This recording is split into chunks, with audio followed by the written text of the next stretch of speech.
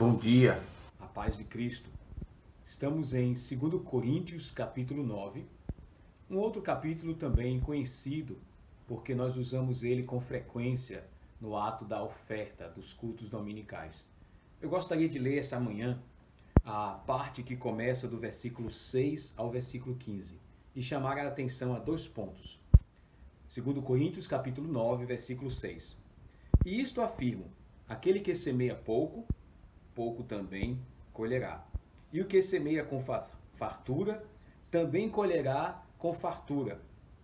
Cada um contribua segundo tiver proposto no coração, não com tristeza ou por necessidade, porque Deus ama quem dá com alegria.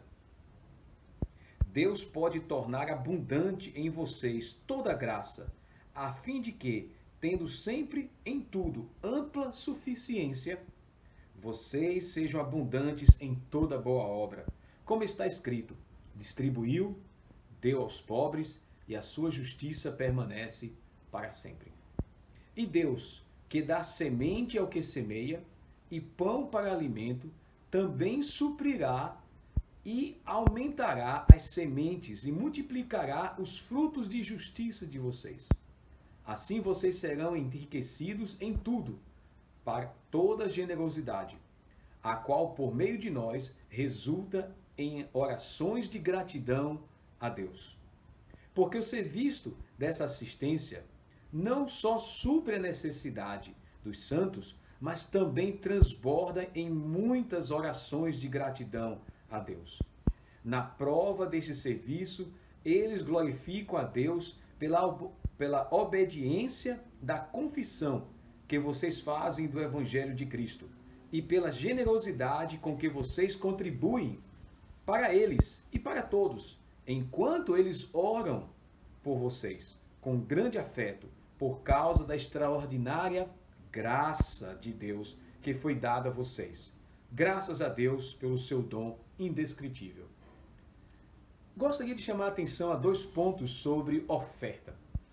O primeiro é que a oferta nunca é um ato obrigatório. Nunca é por coerção, por manipulação, por insistência. É um ato que a graça de Deus nos move a dar e cada vez dar mais. E Paulo ele diz, aquele que semeia pouco vai colher pouco, existe uma lei de reciprocidade, e aquele que semeia muito vai colher mais. É verdade. Mas a decisão de quanto vai dar parte da pessoa.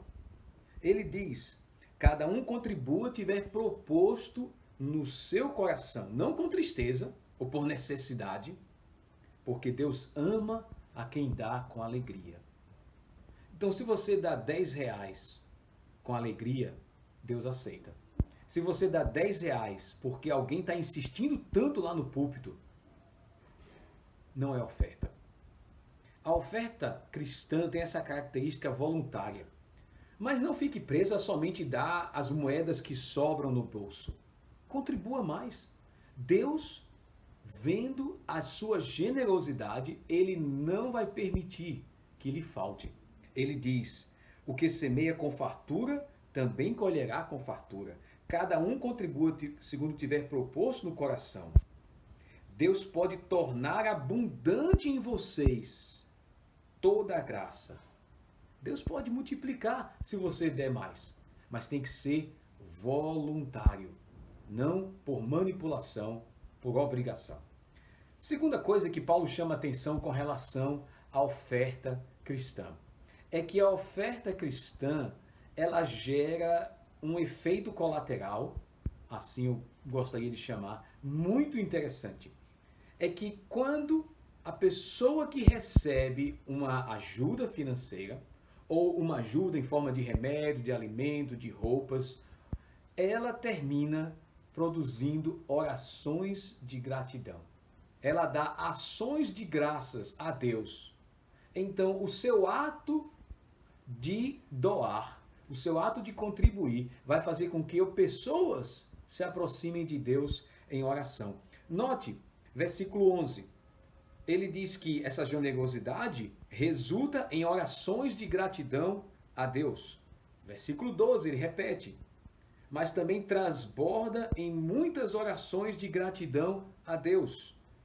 Versículo 14: enquanto eles oram por vocês com grande afeto, por causa da extraordinária graça de Deus. Então, a